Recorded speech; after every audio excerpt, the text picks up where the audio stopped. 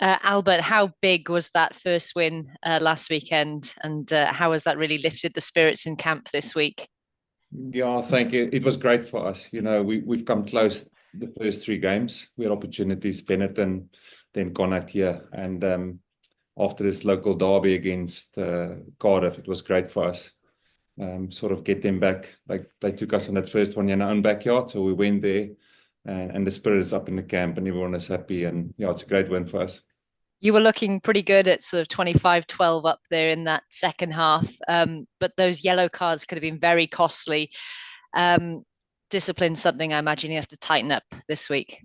No, definitely discipline is going to be a big factor for us. We know that the Bulls are coming to town and, they'll kick to the corner, try to maul us or get scrum penalties from that. It was great for us the way the guys, the composure they had, how they managed when we were down to 13 players, how they managed the time, to get those guys back onto the field. I think our defense was really good in that time. And the guys, they just believed in each other and said, listen, it doesn't matter the numbers that we're down with. Let's stick to the system. Let's see what we can do and just sort of bite the bullet until those guys get back. I don't think that last-ditch Murray tackle will ever get tired of watching that one. No, that's one of the highlight rails that we're playing, yeah, showing everyone. And the great thing about it is if you go and look at on the inside of that, Jack Price, Dan Davis, everyone chasing. So the commitment from the boys didn't give up. Everyone chasing. Berg got the tackle in towards the end there, but it's great to see all the guys backing it up as well. From watching the Welsh regions all weekend, it's pretty clear that the squads are looking thin in terms of injuries and things at the moment. But I think the Scarlets are probably the best placed out of all the four Welsh regions. I mean, have you got a big injury list at the moment? Anybody coming back? Anybody out for the weekend? No, sort of the same squad. We've been fortunate this year. Last year we had a lot of injuries. I think the whole process is working in our favour. We've got all our guys available. Obviously, Vai Fafita out for long term. Sean Evans, who could are still out, but everyone else fit, everyone available. So it's a nice headache to have when everyone is available and you have to select the team. Find some wood to touch very quickly. Touch wood. I was at Ospreys Bulls last weekend. I mean, 20 minutes in, they looked absolutely unstoppable. And I don't think I need to tell you about the threat that they pose. You're more than aware. I'm sure you know quite a few of the lads. No, definitely. They've got a great team. A lot of Springboks in their team. They're physical, got a good scrum, good maul. Counter attack, they're really good ball carries. I know Jake White as well played under him, so he'll get the guys fired up for this game. He stated that in the media as well. This is their year to perform, so they will have the right mindset. But you know what, coming to Scarlets, we'll be ready for them. We like to take on the big teams, big names into the team, so the guys will all be fired up for that. Yeah, you had a fantastic result. I think was it the start of 2023? You beat them 37 points to something at home. It was one of your great performances at home. Definitely, yeah, and the guys were talking about that, so it's possible for us. We believe in the players, believe in the squad, and the team that we've selected for the weekend. We think we'll do well. I was speaking to Jake White at the game. Great chap. First time I'd met him, and he was saying how much he loves Wales, how much he likens South Africa to Wales. I mean, what's your experience been since you moved here? Do you see the sort of comparisons? It is. The people are great. Firstly, the people are great. We just more of background of more sunshine. We get like 300 days of sunshine a year in South Africa. That's the biggest adjustment for me when I came over to Wales, is to get used to the weather. And then obviously winter comes, late in the morning, the sun will come up or it gets light, and then early in the afternoon, it gets dark again.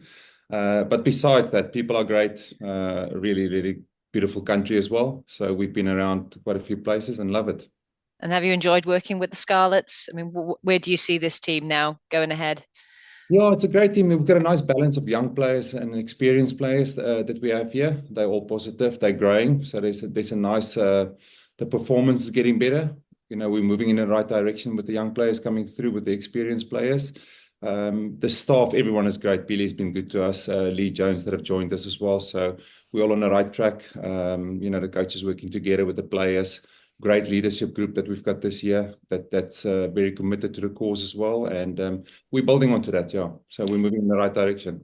Obviously, Sam Lousy, Fafita are the two big stars there in the pack. But have you been impressed by some of the homegrown talent that's coming through?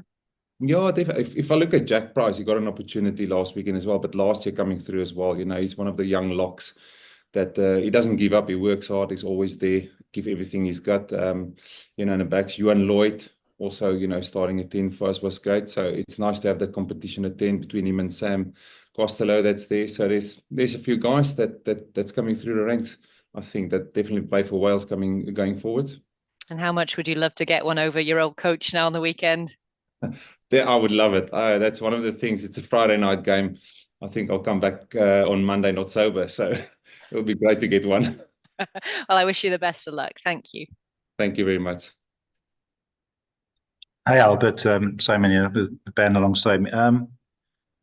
You talked there about Jake. You obviously played under him. But for people who haven't, can you explain what he does as a coach? I mean, I guess he's matured and developed as a coach since you played under him. But what's his secret as a coach? For me, you know, the time that I spent under Jake, he brings a lot of confidence in you as a player. He's got a clear game plan, what he wants from everyone in the team, and he puts all of that together. And I'll never forget in 2004 when he pulled me into the squad for the next World Cup. He said, "If you guys do what I'm telling you to do, we'll win the next World Cup." And he installed that belief in us, and then we started working hard.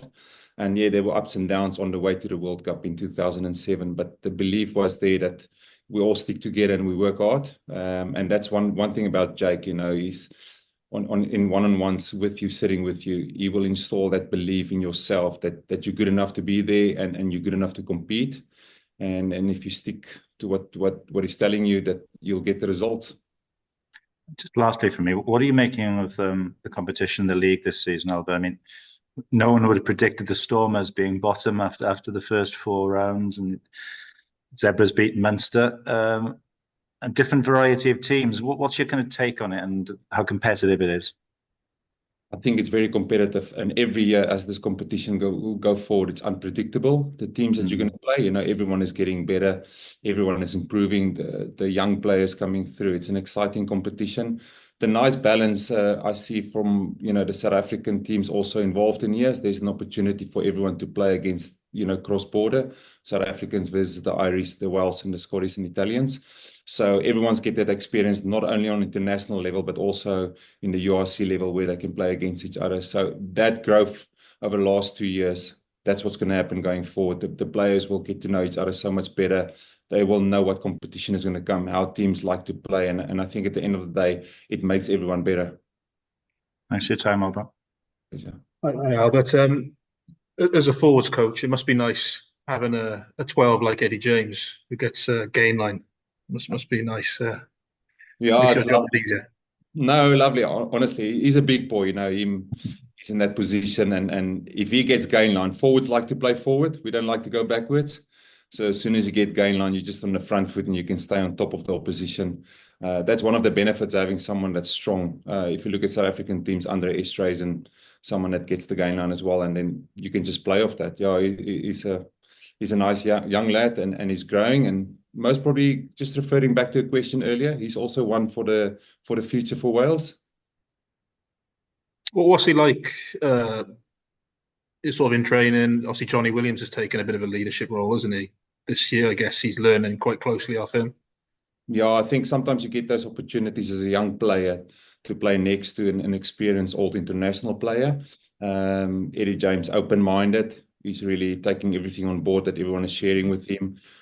He's the type of player that puts his head to it and works hard. You see him every training. He's always there, does the extras in the growth block as well. So he's putting everything in there for the team. And yeah, I think his head is in the right place. And it's someone that he keeps working hard will get opportunities. I was just one other question about one of the other players in the squad, about Tane Plumtree. What's he been like to work with, and what do you think his best position is?